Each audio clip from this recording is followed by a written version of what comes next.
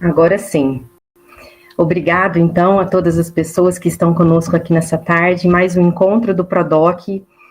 Hoje, o fechamento, né, do nosso plano de formação, lembrando que nós temos outros projetos do PRODOC que continuam ainda em atividades ao longo do final desse ano. Mas hoje, nessa atividade que encerra aqui o nosso plano de formação, contamos com a presença do professor Messias, um parceiro já de formação nossa aqui da Unifal, que vem nessa tarde falar um pouquinho sobre a nossa formação a partir da perspectiva tecnológica.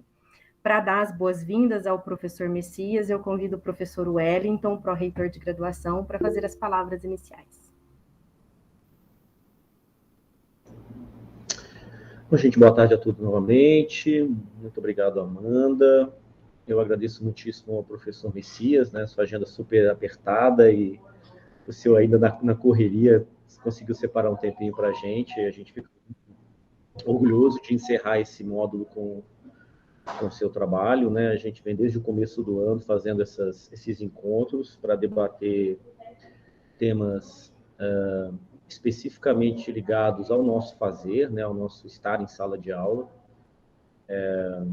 A gente começou lá atrás falando de conceitos do que poderia ser uma educação presencial, uma educação híbrida, passamos por metodologias ativas, né? Vamos chegando agora, né, numa perspectiva, né, de alguém que tem uma experiência já de umas 4 décadas na área de ensino, nas áreas das engenharias, mas que se preocupa muitíssimo, né, não só com a parte dura das engenharias, mas com o nosso fazer de sala de aula. Como a Amanda adiantou, é o nosso último dia, né, desse módulo de formação. A gente tem ainda mais uns 2 mesezinhos, né, de algumas outras ações. Depois de dezembro, o PRODOC não para, porque ele está fazendo caderno, fazendo relatório, preparando o ano de 2023. A gente já tem algumas demandas, né? A Amanda disse que vai passar um formulário, por enquanto a gente tem a demanda para o ano que vem a gente começar a falar de inclusão, né? Como é que a gente trabalha com a inclusão, agora que temos cada vez mais pessoas com deficiência na universidade. Que bom isso, e a gente tem que aprender como é que a gente vai fazer agora, né, para se adaptar a algumas situações que há 20, 30 anos a gente nem precisava pensar, porque essas pessoas sequer conseguiam, né, espaço para entrar na universidade. Então, a gente tem bons desafios, boas brigas para brigar daqui para frente. Então, eu agradeço muito às nossas colegas do DAP, né, a Amanda, a Luciana, que está no departamento médico, mas trabalha bastante nisso também, a Edna, que ainda está trabalhando, a Regina, que foi a nova aquisição, temos aquela moça que sempre te ajuda, a ex-aluna, Amanda, como é que é o nome daquela moça? Ainda é aluna, Ana Carolina. Ana Carolina, que faz por amor e por interesse, né, ao trabalho, ela não é bolsista, né, ela apenas gostou do projeto, participa como colaboradora. Então, é bastante interessante, é bastante gostoso perceber que um aluno está se interessando por isso já, ainda na graduação. Então, agradeço muito a essa equipe, que dá muito duro no PRODOC. Eu já recebi elogios e recados de colegas de outras instituições que assistem os vídeos que ficaram do PRODOC, os materiais que foram publicados. Falou, ajudaram muito a gente a fazer nosso currículo aqui, a gente copiou muito aqui, que elas fizeram lá. Então, é muito gostoso, né, ver o destaque, o empenho que as colegas dão a esse trabalho. E parodiando uma coisa que o Sharon repetia muito, né? A gente começou o PRODOC como uma obrigação que as pessoas tinham que fazer para ganhar a sua estabilidade, né? Mas durante a pandemia, a gente percebeu que o PRODOC traz uma série de coisas para a gente aprender que a gente não sabe ainda, né? Às vezes a gente se formou um tempão e, de repente, você se dá conta, nossa, estão falando disso agora, né? Avançou-se a sala de aula para se pensar tal coisa que no meu tempo nunca se pensou. Então, é importante que a gente fortaleça, né, e fazer sempre o discurso que o PRODOC não é uma formalidade para quem quer ganhar estabilidade, mas é um espaço super interessante para que nós, professores, possamos conversar uns com os outros e que a gente tenha as colegas lá, todas da pedagogia, da área de educação, de formação, que estudam currículo e estão aí propondo temas, buscando pessoas que são expoentes, como o professor Messias e os demais convidados que passaram aqui, que nos prestigiaram muito. Então, professor Messias, ficamos muito felizes e, como eu falo, igual pobre na chuva, já vou parando para que os holofotes possam recair sobre a sua fala. Obrigado, Amanda. Obrigado, professor. Ok. Muito obrigado, professor Wellington, pelas elogiosas palavras. Obrigado, Amanda, por mais uma vez, né, me convidar para esse momento importante de vocês, que é o momento, né, em que todos os colegas, as colegas docentes, né, estão aí em busca, né, de uma coisa que a grande maioria de nós, na sua formação, acabou não tendo, e a gente acaba fazendo, né, o concurso e vai para dentro de uma sala de aula sem uma especialização mais apropriada, conforme é a nossa, né, da pesquisa, conforme é a nossa do edital de concurso que a gente fez. Mas eu fico muito feliz, né, de estar com vocês por mais uma vez. Alguns de vocês que estão aqui hoje talvez já tenham me ouvido, né, em um momento ou outro. Eu já tive a chance de conversar aí com os professores, né, da área de engenharia. E hoje, né, imagino, né, que estejamos, né, com professores, professoras de todas as áreas da universidade. Então, eu acho que isso é fundamental. Wellington, eu quero parabenizar vocês, né, pela coragem e pela proatividade de fazer algo semelhante ao PRODOC. Posso garantir para vocês que, similar ao programa que vocês têm de capacitação docente, a gente encontra muito pouco no nosso país, tá? Então,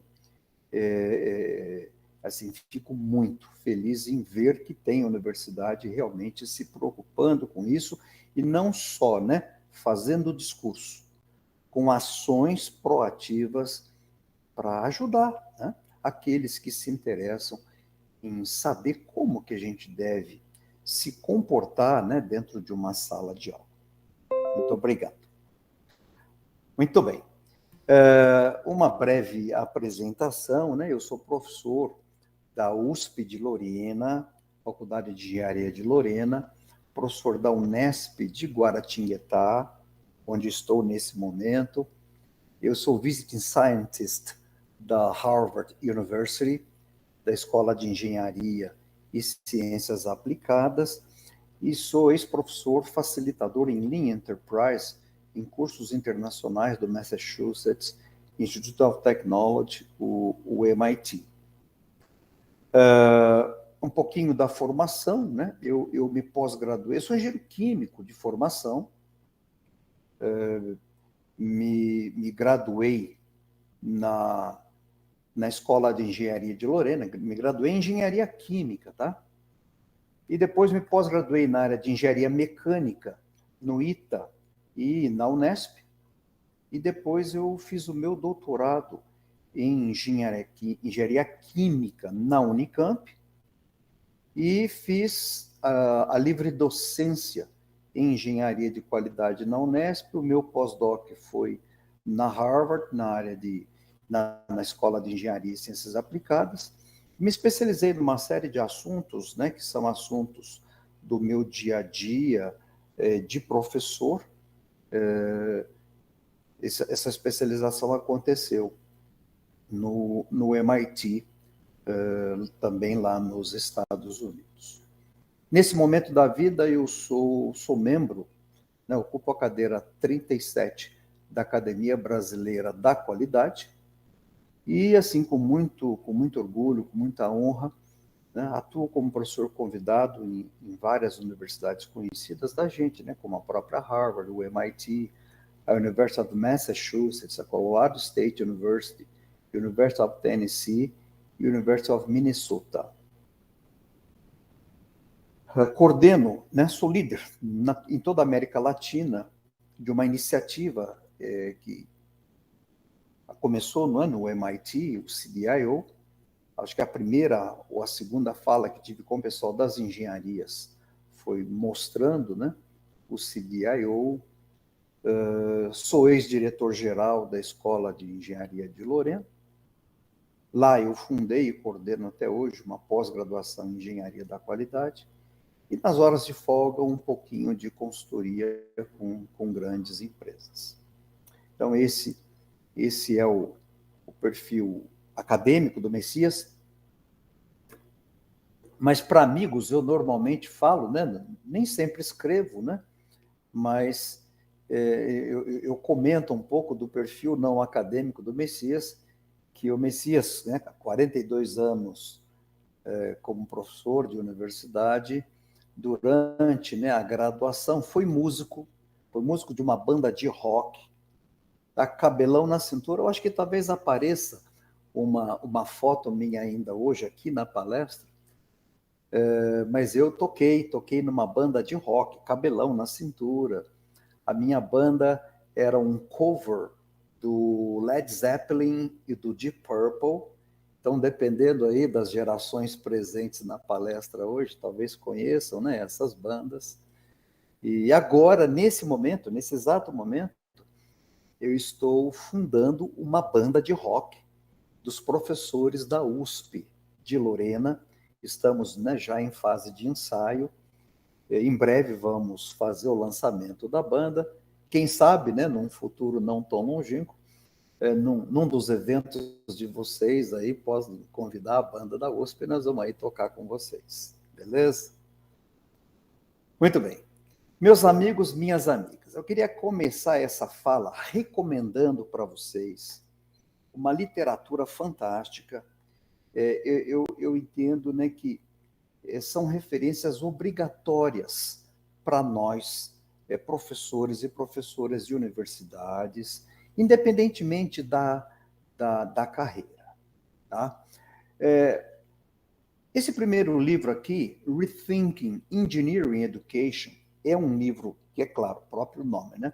Específico para o pessoal de engenharia, mas tudo que tem nele serve, se adere com muita clareza, com muita facilidade em qualquer outra área do conhecimento, né? Então fica aqui a indicação desse.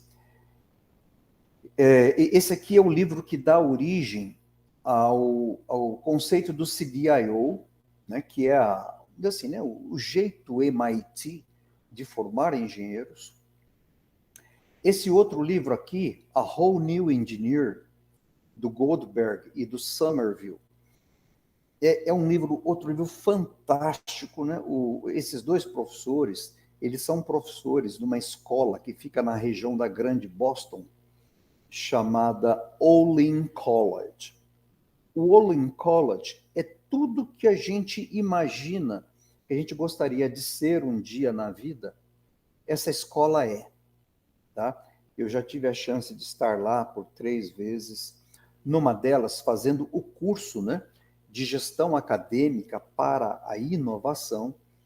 Então, assim, é muito legal. E o jeitão Olin College de ser, né, eles conseguiram trazer para esse livro de uma forma assim, muito, muito interessante.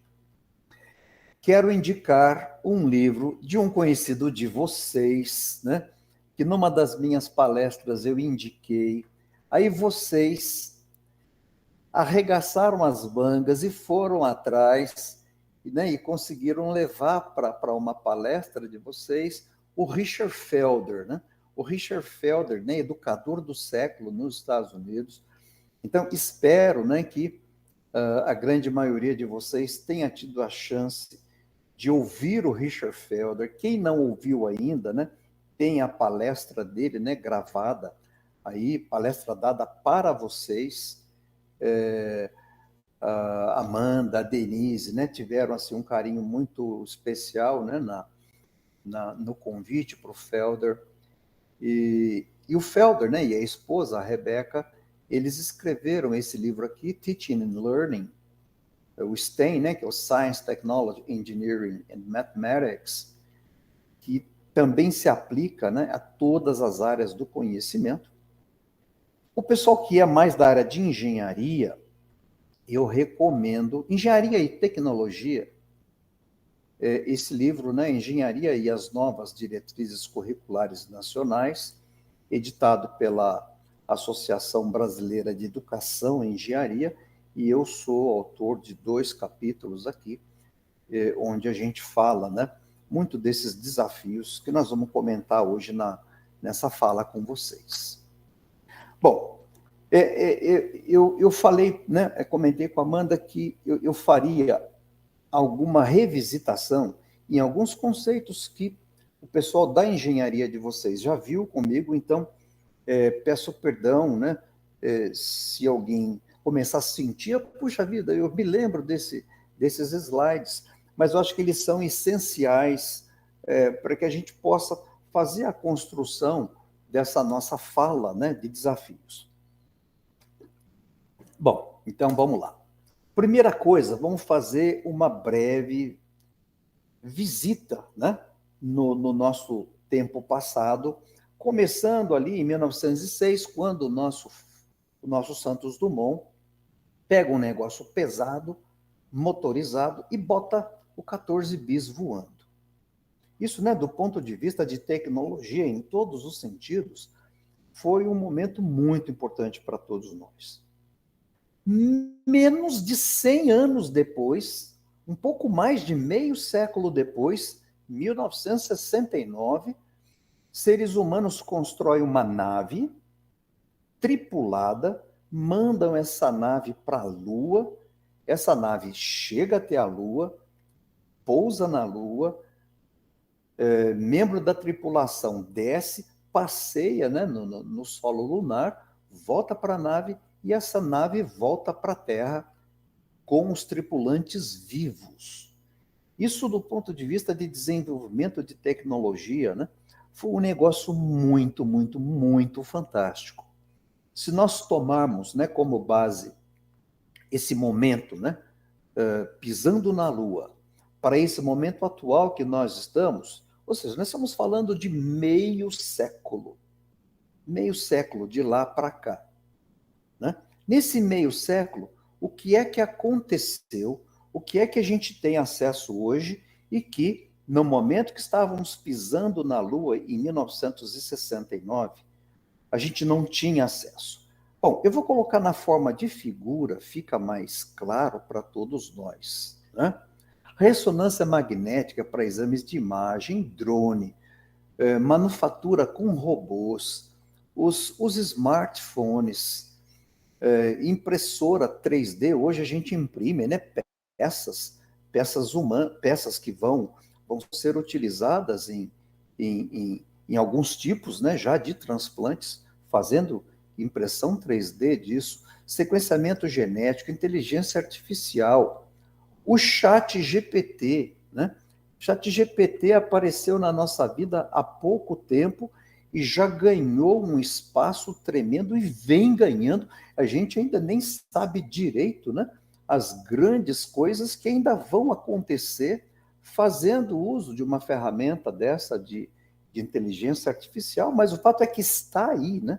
Está aí, nós já estamos utilizando, já está fazendo uma diferença grande no nosso dia, também, né, dentro de ambiente universitário. Se nós, né, olharmos, né, dos primeiros aviões, né, para os atuais, isso aqui é avião brasileiro da Embraer, isso aqui é o E2 da Embraer, isso aqui é um avião militar feito pela Embraer. Quer dizer, Brasil é show de bola, o Brasil consegue, né, produzir coisa da mais alta tecnologia, mas nós ainda estamos engatinhando em uma série de outras. E nós, né, nós universidade, vocês aí do Unifal, nós aqui, USP, Unesp, nós temos a tarefa, né, de fazer essa formação dessas pessoas da melhor maneira possível. Por quê? Porque nós temos um país em desenvolvimento que precisa de profissionais do mais alto nível. E é aqui, né, na universidade, que nós nos responsabilizamos por fazer isso. Se nós olharmos, né, para o desenvolvimento, né, da indústria automotiva, dos primeiros carros para os atuais, né, uma evolução super fantástica. Se nós passarmos pelo setor de telecomunicações, né, dos primeiros, né, telefones, lembrando, né, que eu, Messias, 67 anos, eu telefonei num cara desse aqui, ó. E hoje, né, lá na minha casa, as minhas netas, os meus netos ficam me enchendo a paciência para dar de presente para eles o iPhone 15. Né? Então, bom, eu ainda não cheguei nem no 14, né? E os netos já estão querendo o iPhone 15. Quer dizer, é uma evolução fantástica. Nós estamos dentro dela. Né? Eu selecionei, né, alguns insights, alguns posts, né, que o jornal da USP, né, está sempre, né, muito sintonizado com as coisas, né, da atualidade, né? Peguei 3 pequenas reportagens muito recentes, né? Quando eu digo muito recentes, é coisa, né, de fevereiro e março desse ano. ChatGPT pode ser um aliado no processo de aprendizagem, se adaptado ao contexto escolar. ChatGPT e o meio acadêmico, como lidar, né, com essa nova ferramenta? ChatGPT no ensino, ou seja, isso, né, pipoca de tudo quanto é lado, e a gente, naturalmente, né, está procurando estar em sintonia, né, para fazer isso da melhor maneira possível. Se nós olharmos, né, para esse setor aeronáutico, por exemplo, para o setor automobilístico, para o setor de telecomunicações, hoje nós estamos aqui, né, 2023, se nós quisermos fazer uma predição de como essas coisas serão daqui a um século, a gente não sabe. Se a gente quiser fazer a mesma coisa para 50 anos, a gente não sabe. Se a gente quiser fazer essa predição para 20 anos, a gente não sabe. Se a gente não sabe, né, como que tecnologia vai ser daqui 20 anos, o que é que nós vamos ensinar na escola? Né? Porque nós estamos na universidade ensinando, os estudantes passam conosco 4, 5 anos e depois terão mais 40 e poucos anos, né, de vida profissional, ou seja, né, nós estamos educando os profissionais que nós não sabemos que tipo de tecnologia eles se enfrentarão daqui 20 anos. Nem daqui 10. Então, o que ensinar na escola é uma coisa, né, uma grande pergunta que a gente deve se fazer o tempo inteiro, né? Currículos mais enxutos, currículos com fundamentos, né, mais, eu diria assim, que solidamente entregues e desenvolvidos nos estudantes, mas eu aproveitei esse momento que a gente olha para essa grande evolução desses setores, para olhar a evolução que a gente teve na nossa sala de aula. Essa aqui é uma sala de aula de 1930, mais ou menos, né? Tem uma televisãozinha aqui. Certamente, ainda hoje, aí na escola de vocês, assim como na minha aqui na Unesp, assim como na minha na USP, nós ainda temos salas de aula desse jeito aqui, que é, ao invés do quadro negro, né, lá da década de 1930, nós temos um quadro verde, e que em alguns casos é branco, né? A gente, ao invés de giz, a gente usa uma canetinha, cara pra caramba, né? A gente compra, né, o quadro branco, depois não tem dinheiro para comprar a canetinha, né? Aí fica aquela choradeira, aí a gente tem que comprar, né, com recurso próprio, né? Vivenciamos na pandemia, né, esse momento aqui de aula síncrona, né? Usando uma plataforma como essa que nós estamos usando agora, né? Então a gente vê o seguinte, né? o mundo evoluiu de uma forma fantástica, mas aqui entre nós né, do sistema educacional, a gente se desenvolveu muito pouco. Nós ainda temos aquelas aulas, estilo dessa que está aqui, né? Que a aula é chata, o aluno não aguenta, né? O professor fica lá, não sei como é que vocês têm conseguido ajustar essa questão, né, das cargas horárias, né? Eu não vou falar nomes aqui, naturalmente, né?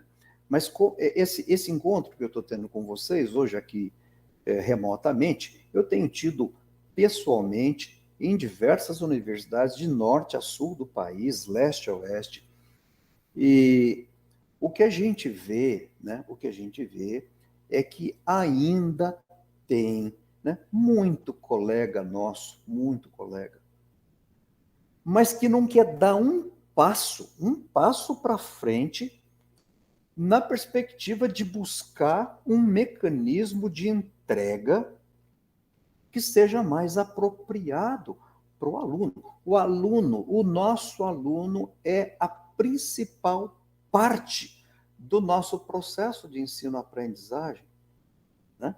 Eu tenho dito para os meus colegas aqui de Unesp, de USP, meus colegas, meus amigos, desçamos do nosso pedestal. Nós somos professores doutores, somos realmente muito feras, né, nas nossas áreas de pesquisa, a gente trabalha, né, com pesquisa de ponta, a gente desenvolve coisa de fronteira, mas quando se trata de sala de aula, nós ainda estamos na idade da pedra. Nós não estamos conseguindo, né, fazer uma evolução apropriada do jeito que, né, os futuros profissionais que nós educamos efetivamente merecem. Então, né, o pró-reitor está aqui conosco, né? Então, pró-reitor, esse recado é para todo mundo, né? Mas principalmente nós, né, que somos gestores educacionais, né? Nós temos assim, né, uma missão muito forte com relação a essas coisas, né? Por exemplo, né, colocar essa garotada que já é geração Z, assistindo 4 aulas seguidas de uma mesma disciplina, isso, é claro, não é crime, né? Não está tipificado, né, na nossa, no nosso código, né, penal como crime. Mas, na prática, é um crime que nós estamos cometendo, né? E detalhe, né, esses alunos atuais que nós recebemos, eles não aguentam ficar muito tempo olhando para a cara, né? Esses encontros, né, que são verdadeiros monólogos, né? O grande especialista aqui na frente, né, entregando, escrevendo e falando e entregando e escrevendo, né? E a turma sentada, esse pessoal não aguenta mais. A minha geração até que aprendeu bem, né? Até que aprendeu bem. Hoje, eu vou compartilhar com vocês uma pesquisa. Na outra fala que eu já tive com o Unisal, eu falei que eu estava, né, criando um laboratório. Esse laboratório já está funcionando. E hoje eu vou compartilhar com vocês alguns resultados de coisas que nós já fizemos aqui, entrando, né, no cérebro do estudante para entender melhor, né, como que o cérebro aprende, como que efetivamente a gente pode transformar, né, esse espaço mágico chamado sala de aula em verdadeiros espaços de aprendizagem. Bom, essa aqui, né, a evolução, então, dos espaços, né? Então, só está um pouquinho maior para chamar a atenção, né, de que o mundo evoluiu, mas nós ainda temos escolas com cadeira desse tipo aqui, né, em funcionamento. Ainda temos, tá? Né? Ainda temos muito carteira universitária, meu Deus do céu. Bom, Algumas coisas nessa primeira parte, né, que é uma parte de reflexão. Nós temos, sim, né, que preparar os nossos futuros profissionais para aprender a vida inteira. Competência, né, técnica que essas pessoas precisam ter. Hoje, né, hoje a gente já vivencia diretrizes curriculares nacionais nos dizendo, olha, paramos com essa coisa de encher a cabeça dos futuros profissionais com conhecimento, conhecimento, conhecimento, e precisamos entregar competência. Competência, né, é um mix que envolve, né, envolve sim conhecimento, envolve habilidade, envolve atitude. Daqui a pouquinho tem um slide que eu falo um pouco mais especificamente sobre isso, né? Mas nós precisamos fazer essa grande pergunta, né? O que a gente deve ensinar? Eu tenho participado, né, de reestudos curriculares, onde vai falar de redução de carga horária, redução de carga. Bom, primeiro que ainda tem gente do nosso, né, do nosso meio, profissionais como nós, que ainda acredita que disciplinas com aquelas cargas horárias gigantescas é o que precisa para a gente fazer os melhores profissionais. Não é, né? Não é. Né? Hoje está muito claro que a gente precisa ter cargas horárias mais enxutas, mas nós precisamos ter no nosso esquema, né, de ensino, nos nossos planejamentos de ensino, tempo suficiente para o aluno poder colocar a mão na massa. Está claro que a gente não aprende só assistindo aula. A gente não aprende só lendo livro e fazendo lista de exercício. A gente tem que pôr a mão na massa. Do mesmo jeitinho que o pessoal das escolas de medicina faz, né? Hoje, e mundo afora é assim, né? Aqui no Brasil também a gente, né, tem tido excelentes experiências nesse sentido. O estudante vai, primeiro ano, tudo bem, mas já no segundo ano, em alguns casos, no primeiro ano, o estudante já vai para pronto-socorro, já começa a acompanhar cirurgia, né?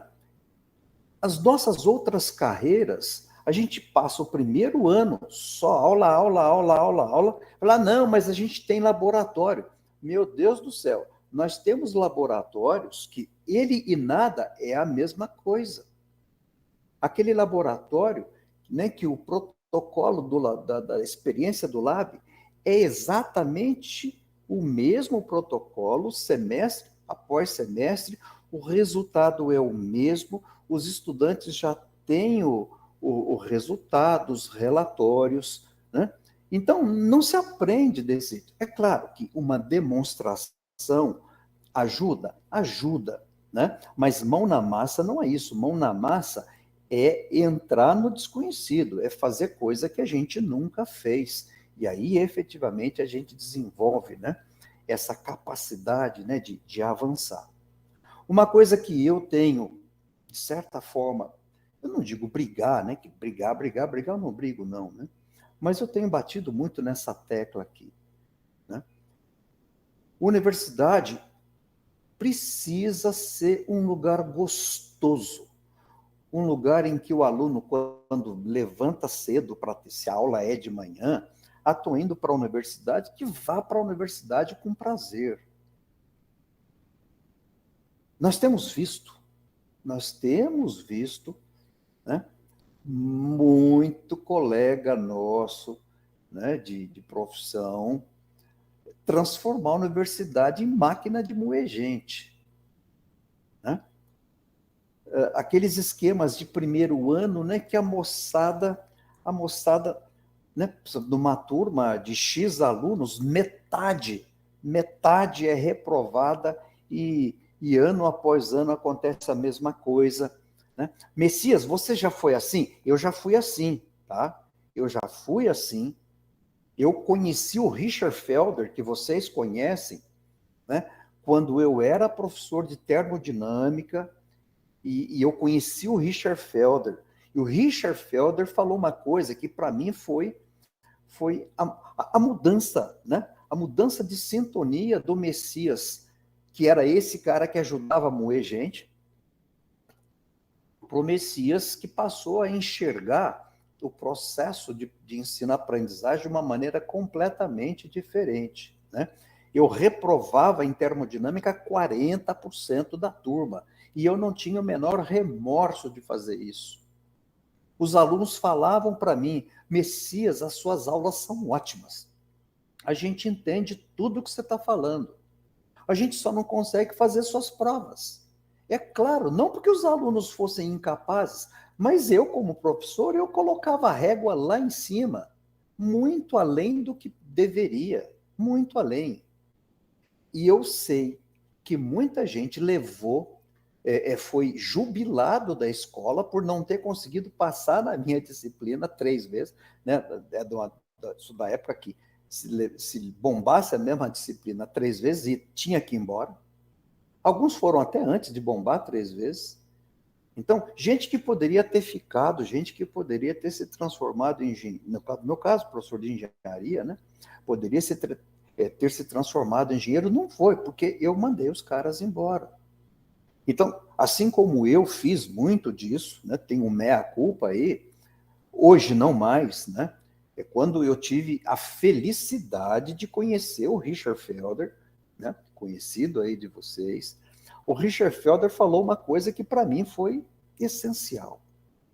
Partindo-se do princípio que o aluno quer aprender, e aí vamos descontar aquele aluno que não quer nada. Ok, esse que não quer, nosso sistema educacional ainda é assim, né? Ou predominantemente assim.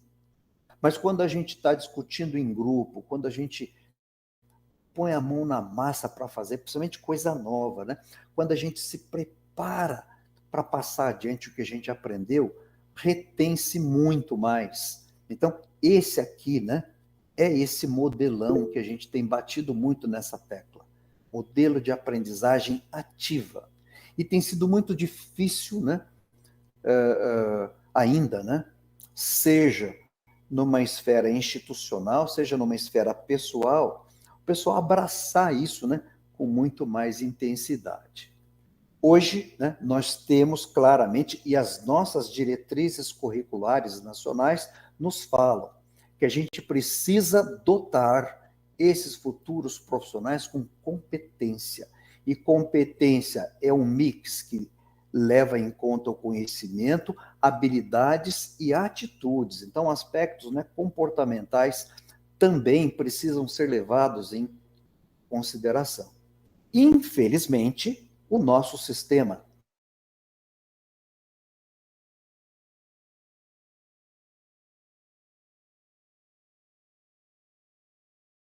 livro, lista.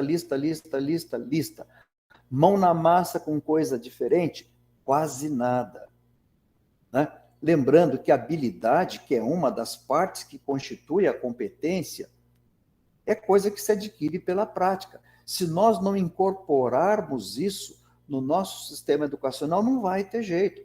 A gente vai continuar, né, levando o estudante para dentro da sala de aula e ele escuta, ele lê, a aprendizagem passiva vai reter no máximo 30% daquilo que aconteceu, e depois a gente dá o diploma para a pessoa falar: agora você vai exercer. E aí aquele quebra-cabeça lá fora que a gente sabe como é que é, né? Então, dá para fazer diferente isso dentro da universidade? É claro que dá, né? Nós temos sim, né, que incorporar no nosso planejamento de ensino, né, no nosso planejamento educacional, e a gente precisa de tempo para isso, né? Tempo que vem de onde? Tempo que vem de enxugamento de disciplinas, tá? Ah, não, a minha disciplina tem que ser de 60 horas. Não tem que ser de 60 horas. É quase certo que com 30 dá para fazer o que você vem fazendo até hoje com 60. E a gente vê, às vezes, a pessoa bater nos 60, né?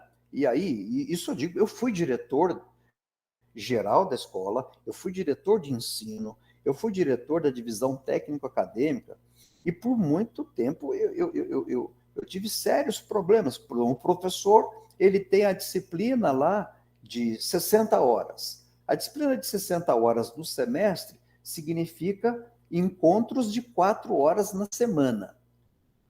Né? Imaginando que a aula começa às 19 horas e termina às 22h40.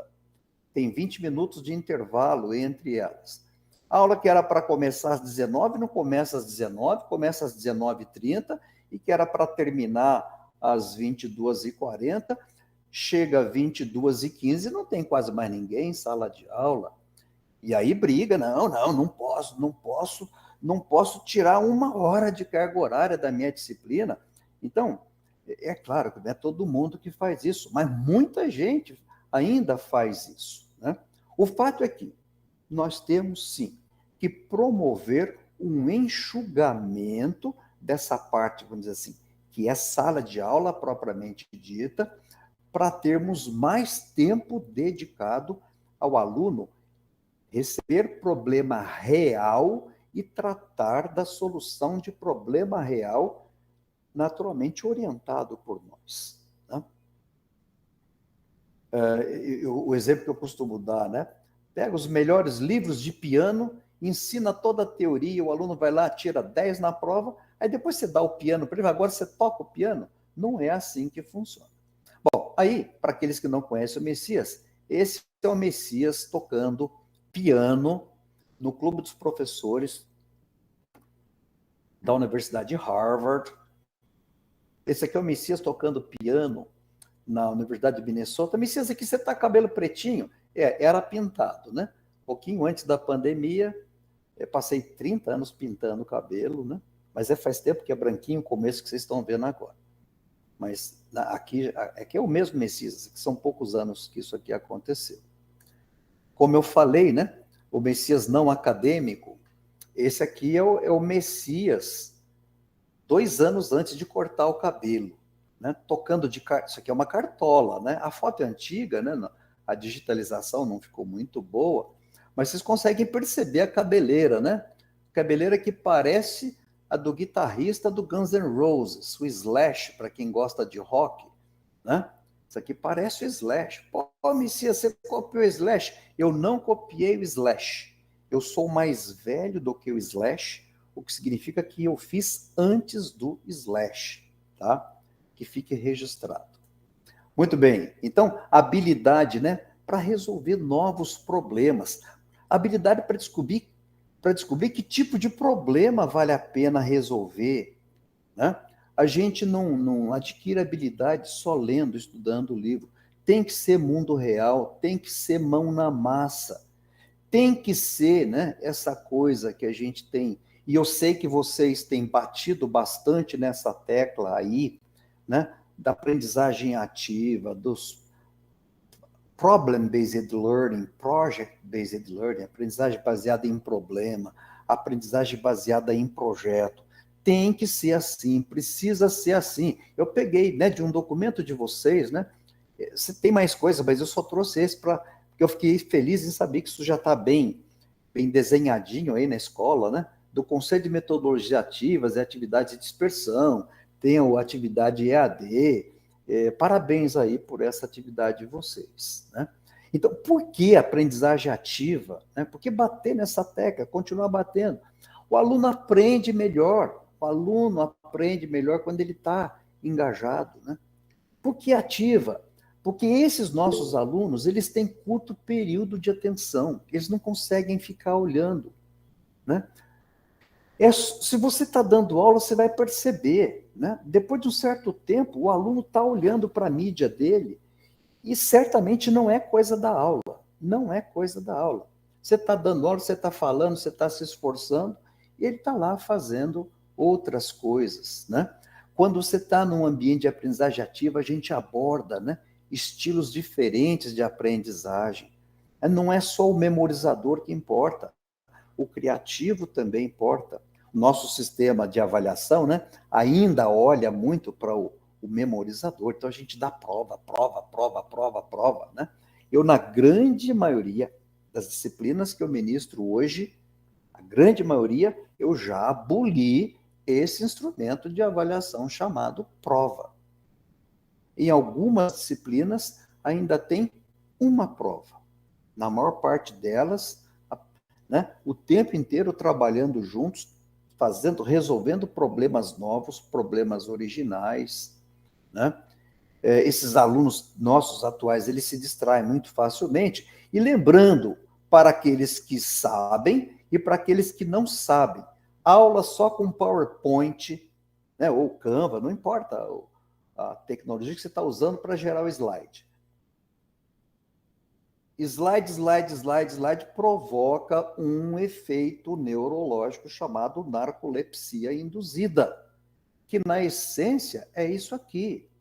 Ou seja, a pessoa pode ter dormido bem, mas assiste a sua aula, e aí você dando aula, né, você tem a sensação que lá do outro lado é mais ou menos isso que está aqui. É claro que não é exatamente isso, eu estou usando esse slide aqui, né, como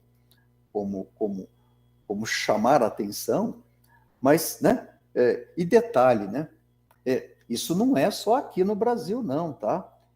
Daqui a pouquinho eu vou mostrar um slide que o meu amigo, que é o meu supervisor lá em Harvard, o Eric Mazur, o cara é número 1 do mundo hoje, quando se fala em inovação na área de educação. Eu vou mostrar para vocês uma aula dele lá na Harvard, o que acontece.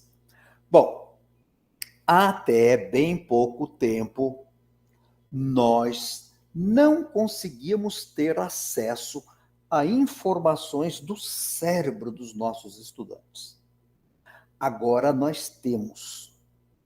Eu trouxe para compartilhar com vocês e altamente recomendo, né, para aqueles que estão vendo esse slide aqui pela primeira vez. Quem está vendo pela segunda vez, presta atenção de novo, né? Isso aqui é um trabalho feito no MIT por uma professora chamada Rosalind Picard. Ela é chefe de um dos laboratórios no Media Lab do MIT, que é um lugar fantástico. Ela teve a coragem, né, de fazer o seguinte experimento com o estudante dela. No MIT, ela desenvolveu um sensor chamado EDA, Electrodermal Activity. Pela pele, a gente consegue capturar informações importantes que estão acontecendo no cérebro. É claro, né, que nós estamos com essa técnica usando o sistema nervoso periférico, mas é claro que as correlações, né, entre aquelas coisas que estão lá dentro, e lá dentro tem como medir? Tem. Lá dentro pega, por exemplo, um eletroencefalograma, daqui a pouquinho eu vou mostrar para vocês, né, coisas que a gente tem feito aqui. Mas pegando o EDA, né, lá da professora Rosalind, do MIT, ela pegou, né, só que o dela, o que eu tenho, coloca na ponta do dedo. O dela é igual um reloginho, coloca no pulso. Levou o aluno para o aluno está no laboratório. Olha só o nível de atividade dele. Aí ele tem que fazer relatório, homework, fazendo relatório, né? Atividade intensa. Meia-noite, supostamente, esse cara está na casa dele e vai se preparar para dormir, né? Sleep, dormir. Esse cara, nesse dia, provavelmente ficou fazendo uma série de outras coisas, jogando alguma coisa, não deve ter dormido direito. Mas o fato é que 6 horas aí, ok, levanta, toma banho, 9 horas ele está na aula. Olha o nível de participação dele quando ele está na aula. É menor do que quando ele estava dormindo na casa dele. Ah, mas isso pode ter sido uma coincidência. Vamos no segundo dia. Lab, homework. Parece que nesse dia ele até dormiu, né? Está na aula. Está na aula, não está acontecendo nada. O nível de participação dele na aula é o mesmo dele numa situação de relax. Olha, de novo aula, de novo aula. Então, isso, né, nos traz uma grande reflexão. Uma grande reflexão. Bom, a gente não vai questionar tecnicamente ainda, né? Porque é um trabalho feito com gente da instituição de maior prestígio de tecnologia do planeta, MIT. Mas uma aula sim e nada é praticamente a mesma coisa. Então, aqui no Brasil, né? Nos Estados Unidos, não. Aqui no Brasil, a gente é obrigado a fazer chamada, né? A presença é obrigatória. Então, certamente, tem muita gente assistindo aula nossa para responder presença. Responder presença. Mas aprender que é bom mesmo? Muito pouco, quase nada. Então, isso, né, a gente tem que encarar de frente e encontrar mecanismos, né? A gente não sabe, né? Quando eu digo a gente, eu sou engenheiro, né? De formação, fiz mestrado em engenharia mecânica, fiz doutorado em engenharia química.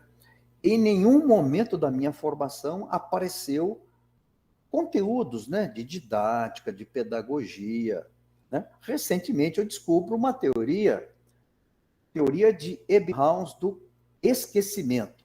Assistiu aula.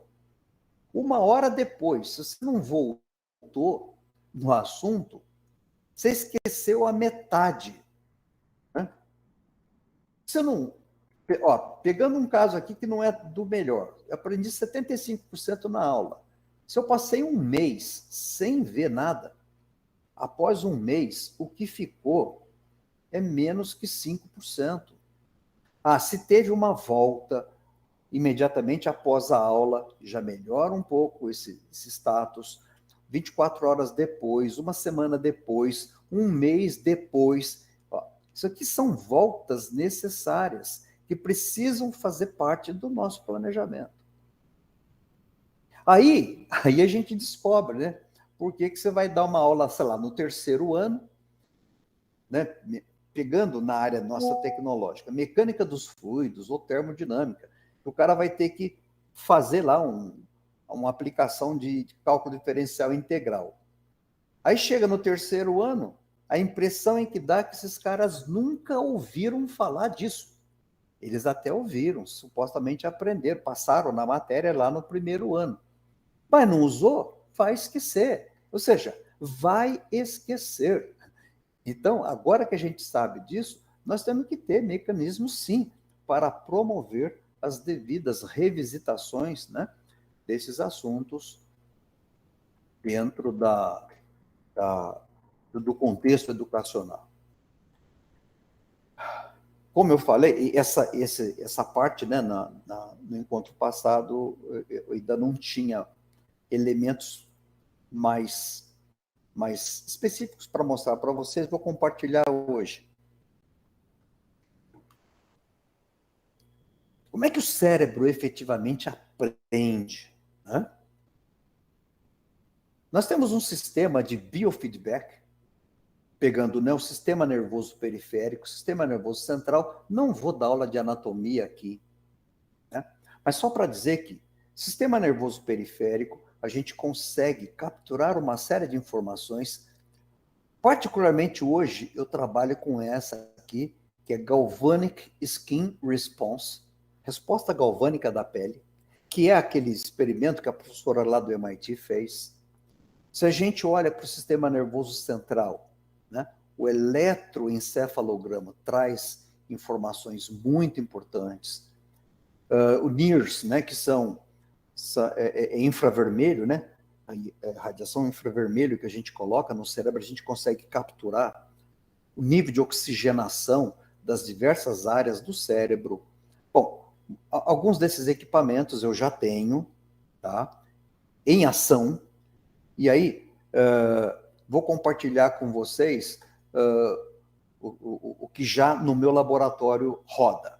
A gente consegue no meu laboratório, isso aqui, ó, é um eletroencefalograma. Eu consigo capturar informações do sistema nervoso central. Isso aqui é o GSR, é o tal do EDA. Eu consigo, pela pele, né, capturar aquelas informações que vocês viram no slide penúltimo. Eu consigo capturar por esse sensor aqui batimento cardíaco. E pela variabilidade cardíaca, a gente consegue fazer correlação com o aprendizado. Eu tenho esse sensorzinho aqui que faz, né, medida de temperatura. E você, quando está num processo de aprendizagem, a variabilidade que tem na temperatura também com muita matemática, né? Então, só para dizer, tem muita matemática, tem inteligência artificial nesse contexto, mas a gente consegue sim, né, tirar informações. Então, vou compartilhar esses slides aqui, essas figuras estão nesse momento sendo avaliados. Isso é um artigo que está sendo avaliado numa revista internacional importante na área de neurociência. Isso aqui é um estudante nosso. Não, olha só.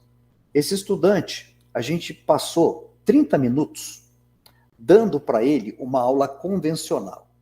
Então, em azul, é o nível de participação cerebral dele na aula convencional. Na aula convencional, às vezes a gente mudava um pouquinho algumas coisas, mudava tópico. Aí, a mesma, ou quase a mesma, né? No mesmo contexto, a gente fez a entrega para o estudante utilizando metodologia ativa. Olha só o ganho que teve em termos de participação cerebral. Então, em vermelho é com metodologia ativa, em azul, isso confirmado aqui na nossa universidade, né? Aqui eu estou falando da Unesp, e esse trabalho eu faço aqui na Unesp e faço na USP em Lorena. Então, pegando estudantes dessas duas escolas.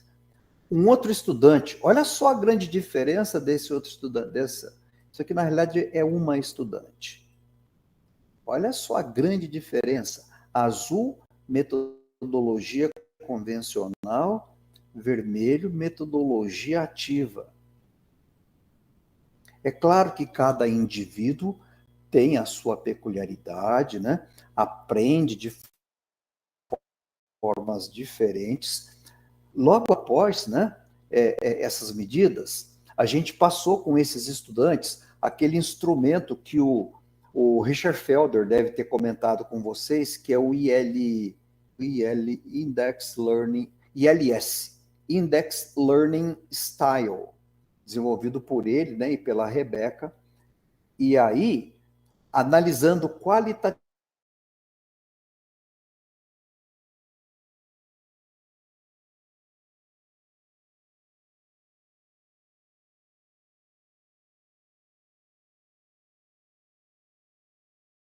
né? Num desses experimentos, teve um estudante que ficou muito nervoso durante, a partir da metade da aula de metodologia ativa, porque a pessoa tinha que manipular lá um aparato, e a gente,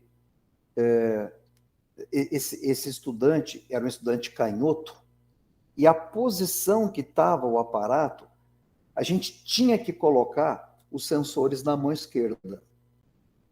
E aí ele teve que manipular, quer dizer, o aparato eletrônico, né? Ele teve que fazer a manipulação do mecanismo com a mão que não é a mão de trabalho dele. Né? Olha só o que aconteceu. É esse estudante aqui, ó. Estava tudo muito bem, e melhor, né? Melhor do que o tradicional, até um determinado momento. Daqui a pouco, sem perceber essas alterações, a gente olhou para o estudante e nós comentamos, puxa vida, esse estudante ele tá muito nervoso, mas ficou nervoso, né? Parecia que ele ia chutar o aparato, né? Olha só, o momento que ele estava nervoso, né? Veja aqui, o nível vamos chamar isso de nível de aprendizagem, né? Ele está num momento de aprendizagem ativa, mas o estado emocional dele foi de tal monta, né, que nesse período ele praticamente, acho que passou pensando em como que ele poderia fazer para arrebentar aquele aparato que ele estava manipulando. A gente via, né, nitidamente nele. isso a gente conseguiu capturar pelo sistema nervoso periférico. Então, né, e a detalhe, né, enquanto essas coisas estão acontecendo, a gente consegue fotografar o cérebro, né, em momentos diferentes de tempo, e em função do comportamento, né, das cores, a gente consegue saber o que é, que região que está sendo mais ou menos afetada. Eu tenho um equipamento que eu comprei agora, ele não chegou, ele está a caminho, e que, adicionalmente a isso que vocês estão vendo, a gente vai conseguir fazer um mapa cerebral de uma maneira muito mais detalhada do que isso que está sendo visto aqui.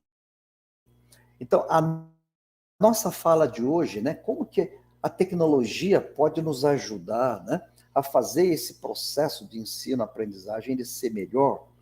Uma das coisas é a gente entendendo, né, porque quando a gente faz e a gente não entende muito bem o que está acontecendo, às vezes demora, né? Fica parecendo coisa religiosa, né? Eu tenho que acreditar que funciona, né? Mas não é assim, né? Tem um processo científico acontecendo que eu não preciso de uma crença, né? Eu faço porque se eu sei que se fizer assim, né, da maneira mais adequada, vai funcionar. Muito bem. Deixa eu ver como é que está meu tempo. Amanda, eu sei que controla, né? Pode seguir, Ó, professor. Já tem uma hora.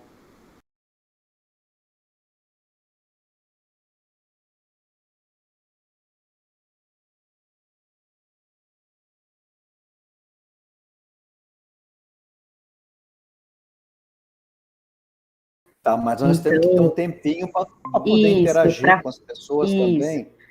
Tá. Então, eu vou Mais andar uns mais um 15 pouquinho. minutos. Tá bom, eu vou andar só mais um pouquinho. Eu quero mostrar para vocês algumas coisas que nós, né, temos feito por aqui. Então, né, esses slides eu disponibilizo para Amanda disponibiliza para vocês, tá? Então, eu passaria falando um pouquinho das gerações, vou passar batido nisso. Eu comentei que eu mostraria, né? Esse aqui é o professor Eric Mazur, lá de Harvard. Número 1, né, em inovação na educação no mundo. Ele hoje, Eric Mazur, se recusa a dar aula num auditório como esse. Ele está dando aula aqui de física aplicada, Applied Physics. Dê uma olhada nos estudantes. Esse garoto aqui está dormindo, essa menina está dormindo, esse garoto está dormindo, esse aqui perdeu, inclusive, o controle do pescoço, já caiu lá para trás, esse aqui perdeu o controle do pescoço, está de lado, vai terminar a aula com torcicolo, certamente. Então, para dizer assim, ó, aluno dorme em aula chata em qualquer lugar do mundo, inclusive na Harvard. Tá?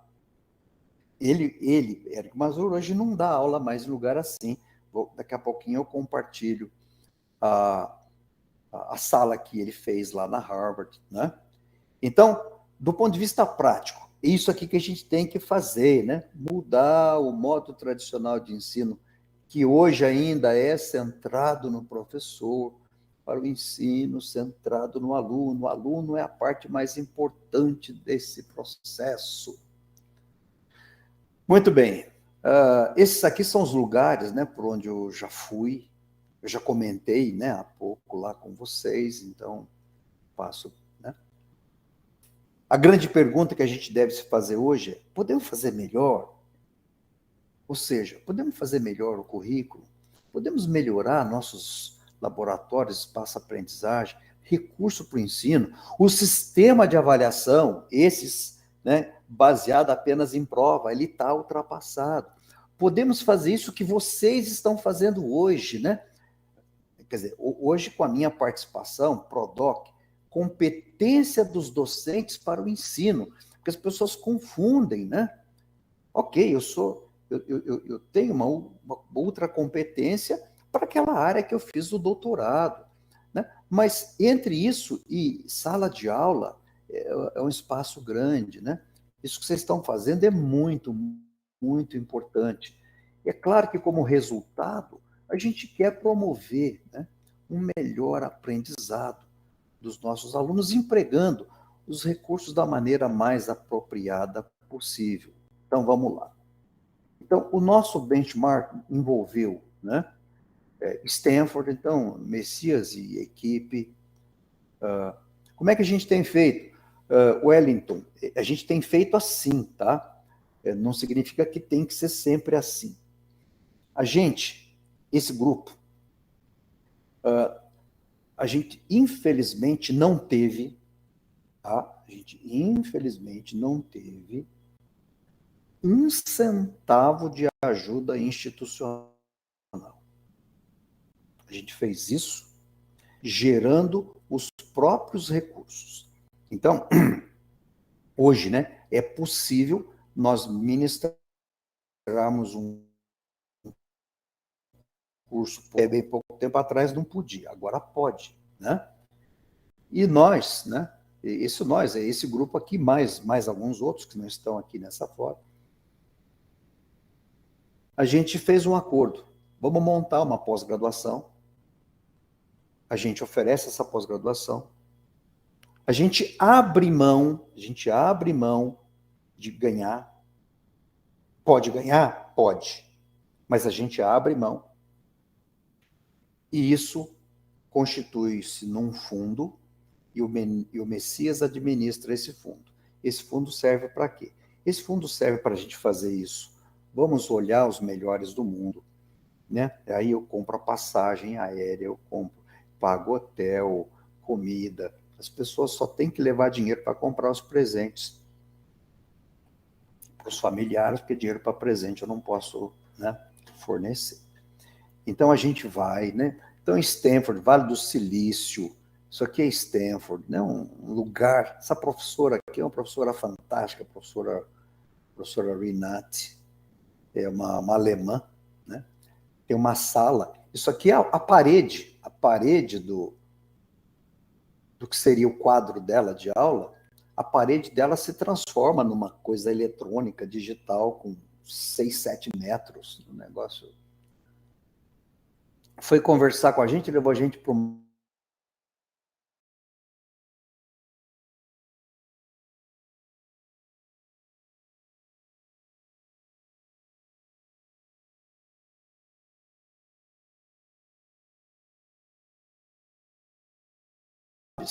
né?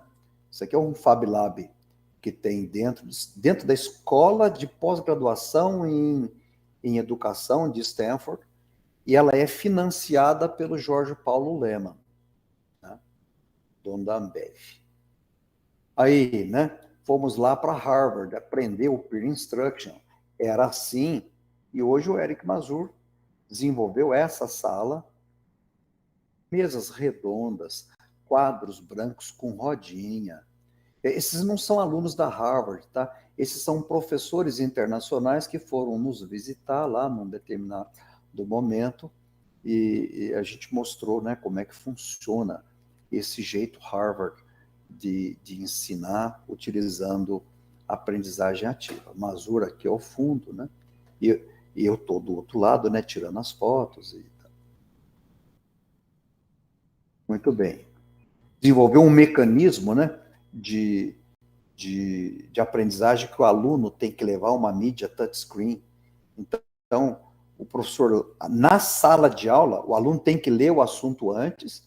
Na sala de aula é só para resolver, o tempo é só para resolver problema. E aí, o aluno tem que fazer, escreve, faz desenho na mídia, touchscreen. E aí, esse aqui é a tela do professor. Ele já fica sabendo. O aluno que acertou, aparece para ele em verde. O aluno que errou, aparece para ele em vermelho. Aí ele já sabe os percentuais de acerto. Dependendo do percentual de acerto, ele pede para os alunos conversarem entre eles. O pre-instruction é assim, tá? E aí, certamente, de um round para o outro, né, melhora tremendamente o nível de acerto. Ele usava clicker, não usa mais. né? Detalhes aí do Mazur. Olha, o Mazur nessa sala de aula que eu mostrei para vocês. A sala de aula é um lugar, aqui no caso da disciplina é física aplicada. A sala de aula é um lugar para fazer projeto, né? Então, veja que ele está né, junto ali com os alunos, né? A fisionomia dos alunos, tá? Esse aqui é professor, essa aqui é professora. A impressão é que ela está dormindo, e está mesmo, né? Essa aqui eu dividi escritório com ela, lá em Harvard, e ela tem uma peculiaridade, é uma professora coreana, da Universidade de Seul, ela consegue dormir em pé, né? Dorme facinho, facinho. Mas vocês olham para a fisionomia dos alunos, né? A impressão que dá é que os alunos estão felizes. E a aula é aula de física. E eles são assim, o tempo todo, né? Conseguiu atingir a meta, né? Aí o pessoal do MIT pegou a técnica, né, esse aqui, né, é o Eric Mazur da Harvard. Ele que inventou o Peer Instruction. Aí o pessoal do MIT fica na mesma rua da Harvard, tá? O MIT pegou a técnica, e aí, é claro, MIT, tecnologia, fizeram essa sala aqui lá. Essa sala, né, com mesas redondas para 9 estudantes, 3 terminais de computador, o professor fica aqui no centro. Quadro branco em toda a extensão da sala, e telões. Se o professor precisar escrever alguma coisa aqui, no momento que ele chega na frente desse telão, esse telão sobe, libera o espaço para ele escrever, e na frente tem uma câmera que captura o professor, se o professor estiver aqui, e manda o professor para os telões. Então, em qualquer lugar que o aluno estiver, ele vai ver o professor. Essa sala de aula custou a bagatela de $5 milhões. 5 milhões de dólares essa sala. É essa sala aqui. Então, eles usam o Peer Instruction do Eric Mazur, mas num ambiente, né, altamente, com muita tecnologia incorporada. Esse é o time que eu levei da primeira vez, aquele que vocês viram em Stanford é o pessoal que foi da segunda vez. Olin College, né, que eu comentei com vocês, que é a coisa, né, tudo aquilo que a gente imagina, os caras conseguiram fazer. Projeto o tempo inteiro, mão na massa, o tempo... Imagina, olha só, parece Jardim da Infância, né? O tempo inteiro, tá? Detalhe, né? Essa aqui é uma escola de tecnologia, uma escola de engenharia, que diz o seguinte, olha, esses futuros profissionais, eles vão trabalhar com gente, então eles têm que aprender artes, eles têm aulas de música, aula de teatro. Isso aqui é o restaurante universitário deles, e todo dia, né, tem uma atividade aqui. Nesse dia eu estava almoçando aqui, né, nesse mezanino, né, eu mesmo que capturei essa foto. Projeto, projeto, projeto. A Minerva University fica em São Francisco, né, onde tem aluno, tem professor, mas não tem prédio, mas em compensação, os alunos, né, durante os 4 anos de curso, eles têm que visitar 7 países diferentes e resolver problemas reais nesses 7 países diferentes. Passamos pela Fortitude, também Vale do Silício. Tem prédio, tem aluno, mas não tem professor. Não tem uma viva alma chamada professor. Depois, na sessão de perguntas, se alguém tiver interesse, eu posso falar mais um pouquinho. Passamos na Cal Poly, né, que é a número 1 das State University da Califórnia. Mão na massa em tudo. O aluno chega no primeiro ano, tem aula, né, em sala de aula, mas já vai para a lab, ele mesmo tem que fazer soldagem, ele mesmo tem que construir as próprias peças. Muito bacana. Universidade de San José, que tem, né, uma atividade muito forte com a NASA. Aí estivemos, né, lá na Dinamarca, na Aalborg, né, que é o berço, né, dos PBL. Isso aqui é um prédio, né, de ensino, que eles chamam de CREATE.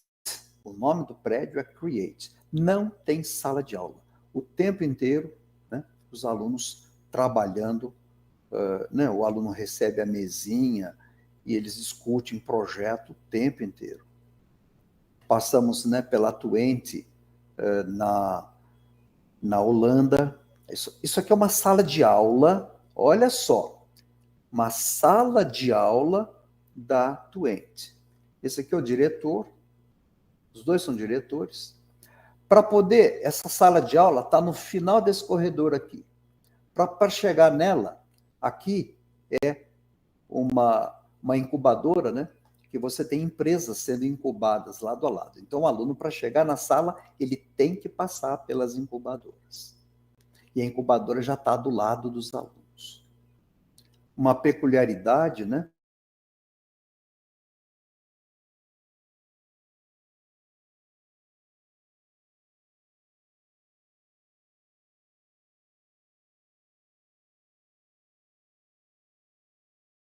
Começa a cantar, o outro do lado vai cantando também, aí essa menina sobe na cadeira e começa a cantar também. Daqui a pouco todo mundo se junta, vem para um espaço aqui, né? E cantando na forma de um coral. Eu soube, né? Aí depois o próprio diretor me falou, Messias, essa foi a maneira que esses estudantes disseram, Messias, seja bem-vindo ao nosso local de trabalho. Eles estavam tendo aula, eu estava perturbando, né, o ambiente deles, e eles ainda pararam a aula para cantar para mim. Aí é o fim da picada de legal, né? Então, da sala de aula desemboca, né, nesses ambientes, que daí se precisar prototipar coisas. Bom, esse é o nosso time, coisas que a gente já fez. Isso aqui é o Messias dando aula de estatística na USP em Lorena. Mas, Messias, tem aluno e aluna em cima da mesa? Tem aluno e aluna em cima da mesa. Aula de estatística. O mesmo espaço físico, em questão de minutos, ele se altera e vira uma linha de produção.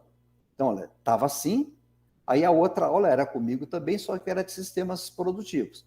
Mexemos no layout da sala, e aí com o Lego, né, o pessoal foi fazer estudos de produção empurrada, produção puxada.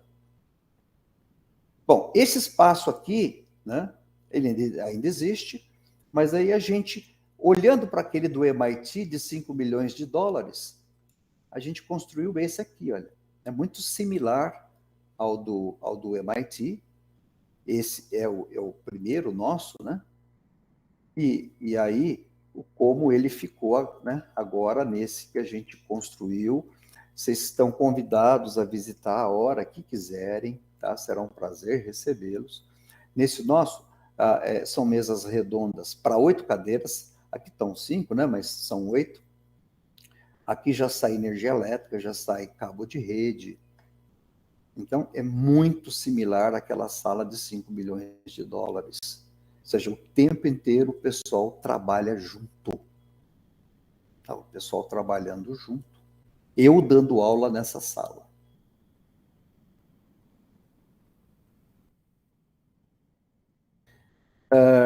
Aqui na Unesp, estou na Unesp agora, né? Aqui na Unesp, eu fiz um projeto, mas ele ainda não deu para pôr do jeitinho que eu projetei, mas já é assim, ó. As cadeiras são coloridas, as mesas são do tipo trapezoidais, eu posso mexer na configuração, ela fica no formato que quiser.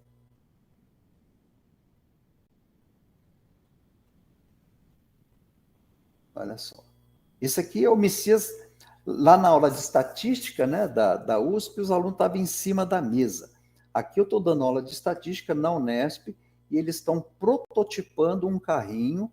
Aí eles têm que construir o carrinho, tem que trabalhar junto, tem que fazer cálculos. Aí depois esse carrinho tem que andar, a gente faz medidas e com as medidas que eles obtêm, a gente faz. Aí entra na estatística.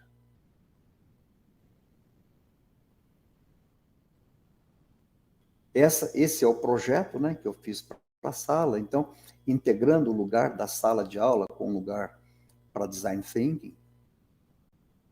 O primeiro projeto tinha uma mesinha de bilhar, mas aí os professores franziram a testa. Aí eu não não comprei a mesa de bilhar, compramos uma mesa de ping-pong. Então, dentro da sala tem uma mesa de ping-pong.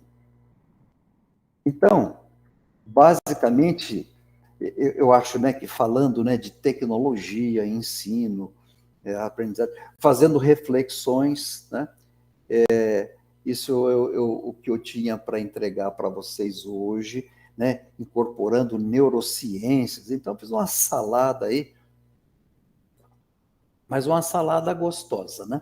Uma salada que mostra, né, que assim como vocês, né, a gente tem trabalhado de forma muito, muito, muito pesada na expectativa, né, de melhorar de uma forma muito significativa espaços, né, capacitação nossa docente para essas questões ligadas aí a essa relação ensino-aprendizagem.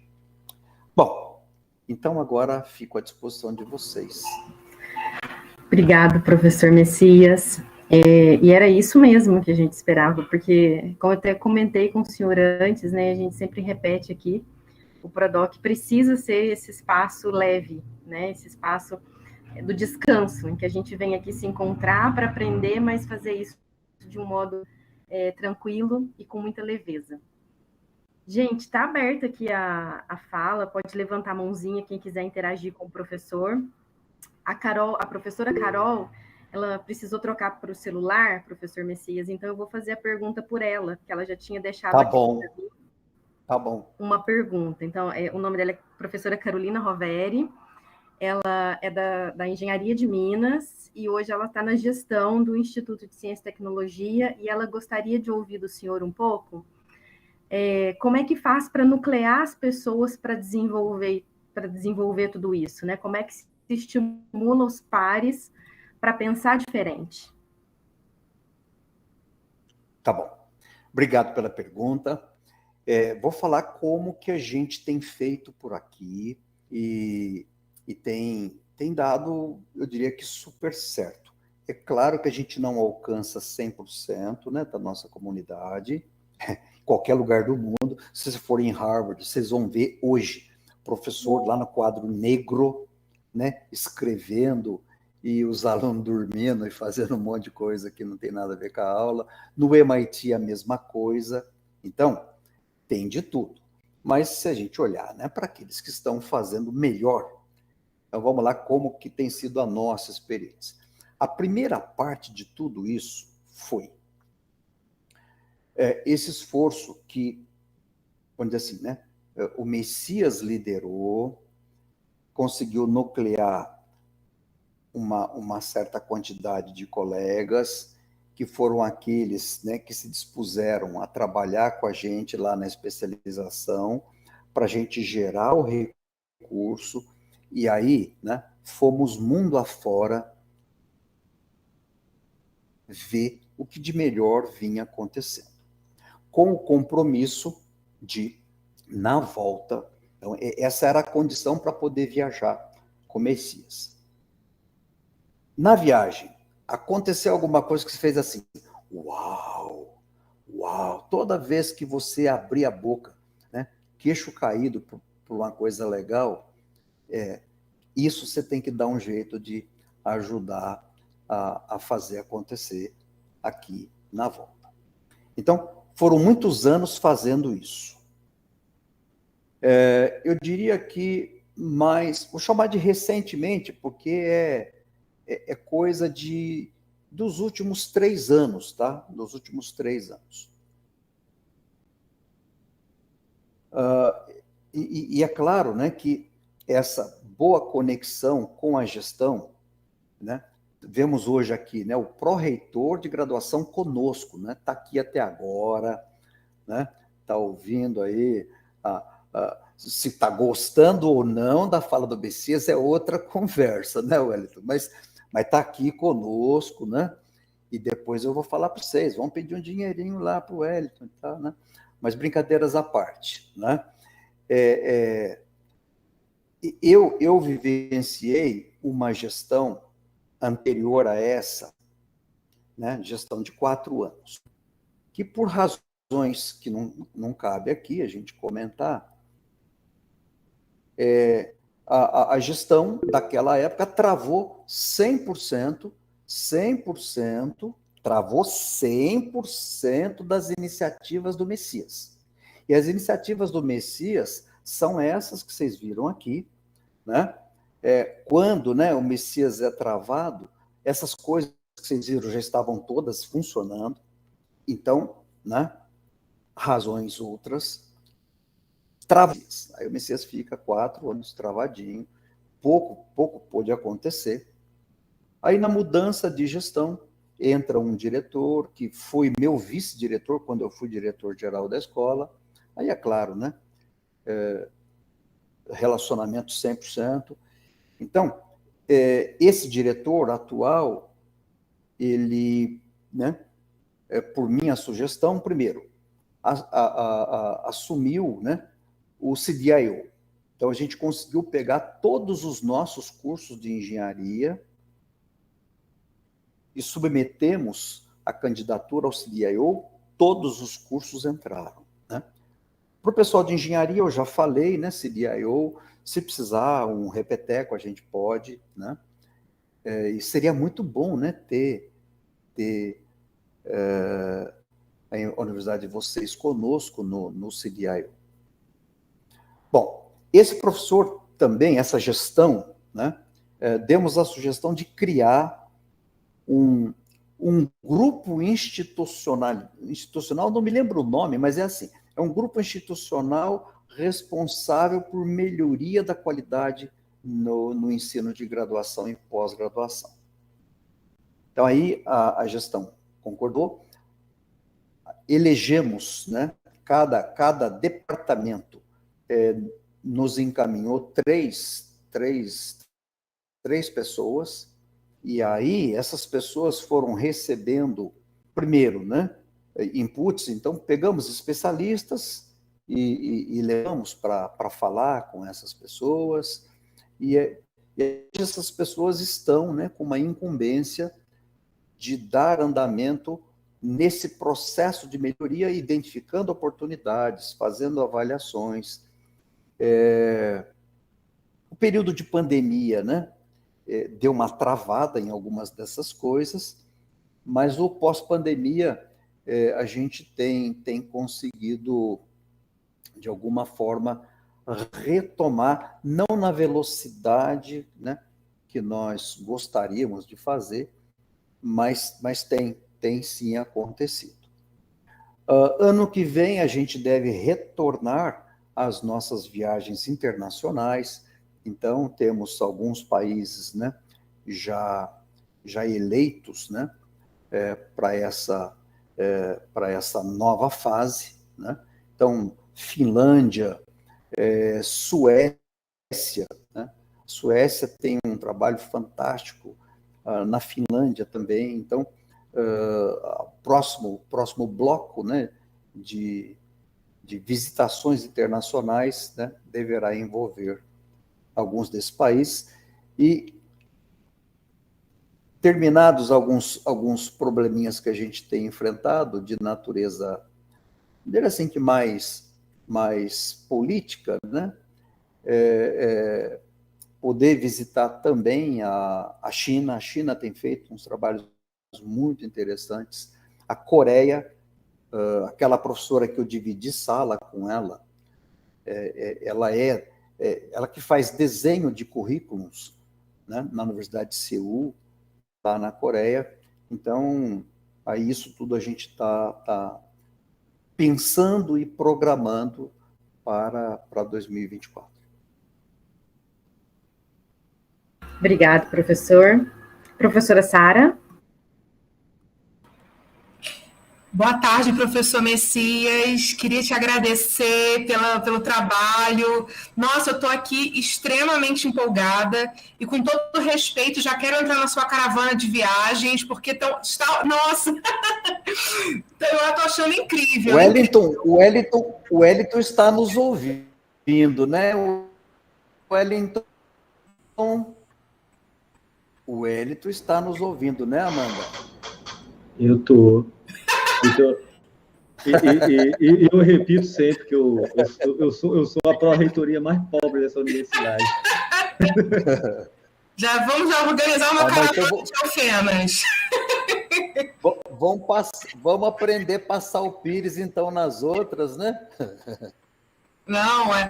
Mas então, professor, eu queria te parabenizar, né? Eu estou super interessada nesse trabalho, inclusive tirei até umas fotos, estou como orientanda de metodologias ativas aqui em ensino de sociologia na Unifal, e ela está apaixonada pelas fotos, até mandei algumas fotos do seu PowerPoint, mas eu queria te falar uma coisa que eu achei muito interessante, porque você mostrou a sala de aula de 5 milhões, né, no MIT, depois você mostrou o que foi possível ser feito, né, e eu achei isso muito interessante, porque às vezes a gente tem muito isso, né, do ideal, nós não temos 5 milhões, nós não temos aquela sala de aula totalmente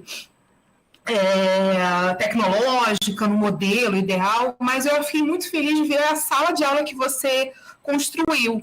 E eu já adianto que eu estou dando aula numa sala aqui na Unifal, que é uma sala que tem computadores, tem televisão, né? E eu já estou pensando, já vou estruturar para a próxima aula, pelo menos essa mesa que você colocou juntinha, eu acho que já dá para fazer, entendeu? Já dá para organizar, porque antes eu fazia a roda. E eu acho que a roda, alguns alunos têm reclamado muito da roda, por N razões. Mas eu acho que se fazer em pequenos grupos, eu acho que já é possível. Então, já estou com uma ideia da minha próxima aula aqui, tá? Obrigada, tá, professora? É só isso que eu queria comentar mesmo. E pode deixar que vai ter um grupo saindo de alfenas, hein, Amanda? Próximo Prodoc. Cara, fica tranquila, a gente estava no off aqui, eu estava cobrando dinheirinho do professor Wellington. Vai sair a caravana de alfenas. Obrigada, professor Messias. Um abraço para o senhor. Bom trabalho, tá? Professor Daniel. Olá, tudo bem, professor Messias? Tudo bem, Daniel? Tudo ótimo. Professor Messias, a minha pergunta é o outro lado da pergunta da Carol. Nós temos, diz que para naufragar um navio, a gente precisa de um submarino, precisa de 2 pessoas, uma para bater e uma para abrir, né? No caso, eu não quero naufragar, eu quero fazer as coisas darem certo. Precisamos de 2 pessoas, o professor e o estudante, e mais um conjunto que está por trás, nós vamos pensar assim, esses 2 estão ali na frente do jogo. A Carol perguntou dos docentes. Eu pergunto dos estudantes. O nosso estudante não é todo ele também que está preparado para esse tipo de estratégia. E a gente vê aqui, a gente tem um grupo que trabalha com isso, aliás, mais de um grupo, são vários projetos, a maioria deles, se não todos, capitaneados pela Amanda, e a gente vê, às vezes, uma resiliência do estudante na fala dos colegas docentes. Então, assim, gostaria que o senhor falasse um pouquinho nessa linha. A outra ponta, o estudante, né? Como é que a gente trabalha isso? Porque existe uma resiliência desse lado também, não? Sim. Então, vamos lá. Obrigado pela pergunta, Daniel. Se vocês, né, forem, por exemplo, entrar com todas esses ferramentais, né, que cabem, né, dentro de ambientes de aprendizagem ativa, para aluno que já está acostumado no tradicional, então, olha só o antagonismo da coisa, né? O aluno detesta a aula tradicional, porque o professor fala, dá prova, o aluno se ferra, não aprende nada, se ferra. Aí você vem com um sistema desse, chamar de alternativo, nem vou chamar de novo, né? Um alternativo que é para ele aprender mais e aprende, né? Só que nesse, o professor fala um pouquinho só e o resto do tempo o aluno está trabalhando. Eu ouvi já de montão. Aluno fala assim, olha, o professor não quer dar aula. Então, ele resiste, né, em querer, fala, não, o cara não quer dar aula, o cara está enrolando. Alguns enrolam, tá? Alguns não entenderam muito bem, então tá, agora também tem aquele que não entendeu muito bem o que é aprendizagem ativa. fala que vai fazer aprendizagem ativa, usar, né, metodologias para aprendizagem ativa, mas, cara, é uma enrolação tamanha. Eu já vi um monte. Né? Qual é a estratégia que nós temos adotado?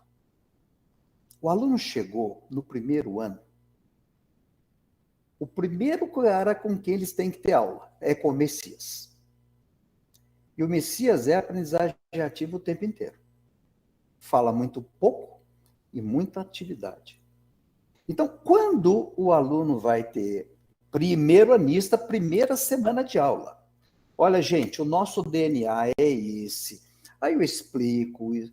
Praticamente essa palestra que a gente deu aqui hoje para vocês, eles ouvem, veem as viagens que a gente fez, os padrões internacionais, né? Universidades internacionais de primeira linha, falar, nós queremos daqui para cima, a gente não quer daqui para baixo. Só que para isso, o método tem que ser... Então, no primeiro dia de aula, ele já é preparado para conviver bem em ambientes desse novo modelo de ensino. E aí eu já digo, mas olha, vocês vão ter aula de matemática, vocês vão ter aula de física, que é de um outro departamento. Então, provavelmente vocês têm departamentos, né? Bom, não sei se tem, nós temos, né? No nosso caso, por exemplo, toda a parte básica é entregue por um departamento chamado Departamento de Ciências Básicas, que tem os professores de matemática, os professores de física e etc. Esses ainda são resistentes às novas metodologias. Então, nessas disciplinas, ainda é quadro, quadro, quadro, prova, prova, prova, ferro, ferro, ferro. Tá? Acostumar com isso. Porque, né, nessas áreas, ainda, né, o pessoal não absorveu a necessidade desse nível de mudança. Mas a gente explica isso de uma maneira... Assim, agora, as disciplinas nossas, do profissional, vocês vão fazer todas elas assim. Mas, de novo, né, vocês têm que aprender a conviver nesses dois mundos. Com certeza, esse mundo das básicas vai judiar um pouco mais, né? Mas, né, vocês vão ter que conviver. E tem conseguido conviver. E a gente fazendo esforço, né, para que um maior número de colegas docentes dessas áreas básicas tenham uma aderência ao novo formato. Mas ainda é muito difícil, tá, Daniel? Então, o aluno é resistente, o professor também né? E a gente fica nesse meio, fazendo mais ou menos esse trabalho que vocês estão fazendo hoje, né? Prodocs, né? O nosso não tem esse nome, né? Mas eu gosto muito, né, desse modelo Prodoc de vocês. Parabenizo o Wellington, parabenizo a Amanda e toda a equipe, né, que está trabalhando com isso. Como eu falei já no início, né, a gente vê poucas iniciativas desse jeito, né, bem desenhadinha, bem focada. A gente vê pouca coisa disso acontecendo efetivamente no Brasil. Não sei se eu te respondi, mas aluno tem muita resistência se ele não for devidamente preparado para isso. Respondeu sim. Agradeço, professor Messias. Só um complemento aqui antes de passar para o professor Wellington. Nós temos formação destinada para os estudantes também. Então, nós fazemos oficinas pedagógicas com eles e lá nós abordamos essa temática. Só que, como aqui, lá também não é obrigatório. Então, participam os alunos que têm interesse, normalmente já são os alunos que têm mais predisposição para esse trabalho acadêmico, né? E a gente sempre tem repetido com os professores que é preciso que os professores digam para os estudantes que esses espaços é importante também. Porque, às vezes, os estudantes não vão porque prioriza estudar para uma prova, mas ele desconhece que se ele for adquirindo essas competências transversais, o estudar para a prova se modifica. Então, a gente pede sempre, professores, digam para os estudantes ir nesses espaços de formação pedagógica, porque do mesmo modo que o Prodoc busca essa transformação com os professores, a formação para os estudantes também busca essa transformação de cultura. E se não for pelo convencimento dentro da sala de aula, outros ambientes ficam muito mais difíceis, porque é na aula que ele acredita que está sendo formado, né? Então, ali que precisa ser estimulada essa participação, né? Wellington? Professor, muito obrigado pela sua palestra. Eu estava comentando com a Amanda que eu me amarrei, achei excelente. Como ela disse, estamos aqui no off tricotando altas ideias aqui. Já estamos querendo pegar o mundo para acabar de fazer, E uma coisa que eu gostei muito enquanto o senhor falava é a sua preocupação nas evidências, né, de chamar atenção utilizando de ferramentas tecnológicas para o envolvimento do estudante, né, não apenas por uma impressão subjetiva, mas apresentando curvas, né, apresentando a atividade cerebral desses sujeitos que estavam envolvidos. O senhor chegou a coletar informações sobre o rendimento pré e pós a implantação dessas metodologias em disciplinas semelhantes? Wellington, esse laboratório é um laboratório de neurociências aplicada à engenharia. Ele está recém-inaugurado, né? Eu, em falas anteriores, já com o time lá das engenharias de vocês, eu falava, olha, tem isso, a gente está, né, comprando os equipamentos. Então, boa parte desses equipamentos chegaram. Esses dados que eu compartilhei hoje são dados de uma dissertação de mestrado que foi defendida agora, tem 2 meses. E então, muitas dessas possíveis constatações nós faremos, né, nesses próximos meses e anos. Só para vocês terem uma ideia, nesse momento, agora, eu tenho uma equipe multidisciplinar trabalhando comigo na neurociência, que tem 2 médicos neurologistas, um deles é neurocirurgião, inclusive, tenho 3 fonoaudiólogas, tenho 2 das quais fazendo pós-doutorado, tenho um matemático fazendo doutorado, até porque, né, a matemática que a gente vai precisar para fazer correlações, né, é uma matemática bem, ou seja, é pesquisa mesmo, né, de ponta. Eu tenho 2 psicólogas, tenho um físico,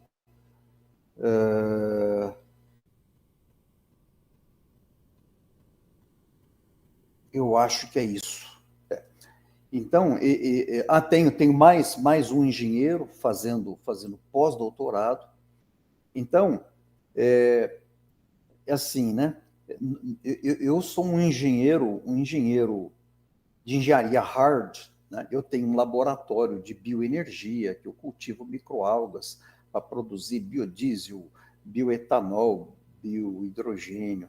Então, um cara ligado muito com essas questões. Eu quero ver, né? Tem que ter constatação. E agora eu me animei, né, com a neurociência. Então, criei, né, uma área de pesquisa dentro do meu grupo, que é neurociência aplicada à educação. E nós vamos voar longe, né? Então, assim, tem muitas dessas perguntas que hoje ainda, para nós também, são perguntas e que as respostas virão, espero, né, num espaço de tempo relativamente curto. E aí, né, teve resposta, tá cientificamente consolidado, vamos publicar, vamos compartilhar.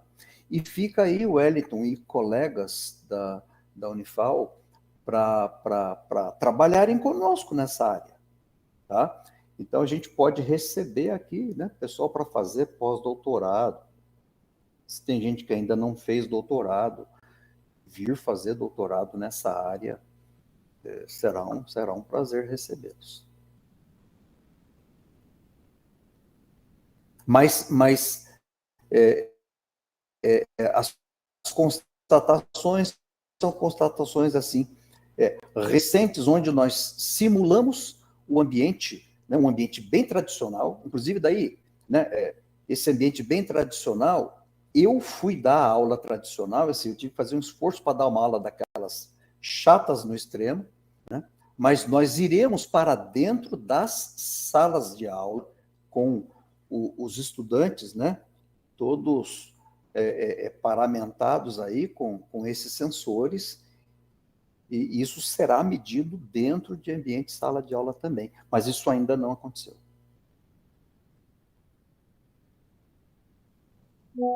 Se eu puder recomendar alguma coisa, uma coisa que ajuda muito a gente, principalmente quando a gente vai propor alterações, são essas mensurações, por exemplo, que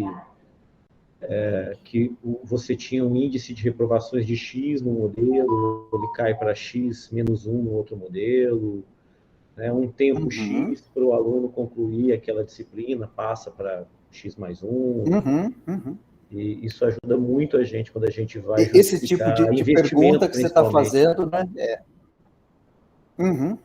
Porque, legal. por Mas exemplo, com a Amanda, depois, né, se quiserem elencar, né, algumas demandas dessa, podem me mandar, e aí em projetos de pesquisa a gente encaixa, e podendo ter gente de vocês aqui, né?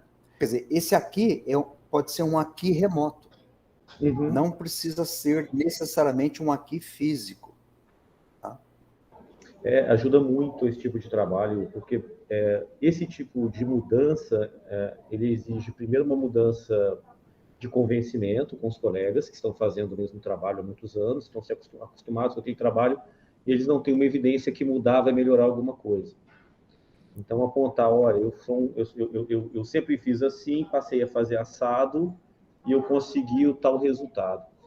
E, principalmente, depois desse processo de convencimento, a gente tem que fazer um investimento significativo em infraestrutura, como o senhor teve que fazer aí usando recursos da pós. E aí a justificativa de que esse gasto, né, com os órgãos de controle implica como de interesse público, né, quando a gente for preencher a papelada, é muito importante para a gente também. Sim, com certeza. Muito obrigado, professor Messias. Professor Messias, então a gente encerra aqui o ciclo a rodada de perguntas, né, de conversa. Mais uma vez, eu gostaria... Não tem lista de presença, Ellen, aqui no Prodoc. Eu já tomei nota de todo mundo que estava na sala. Mais uma vez, eu agradeço, em nome da Unifal, a sua disponibilidade de estar conosco. Parceria boa, parceria que não acaba. Então, a gente já está aí pensando em coisas mirabolantes logo mais, né, professor? E eu queria agradecer a todos que estiveram aqui essa tarde, todos que têm se dedicado a colocar na agenda o Prodoc como uma prioridade, porque esses espaços, eles nos ampliam o horizonte, eles nos faz sair do lugar, ter perspectivas diferentes para o nosso cotidiano profissional. E essa partilha e essa troca, ouvi a dúvida de um colega que talvez é a minha dúvida também, e eu não tinha espaço para partilhar essa dúvida, é para isso que a gente constrói esses momentos aqui de diálogo.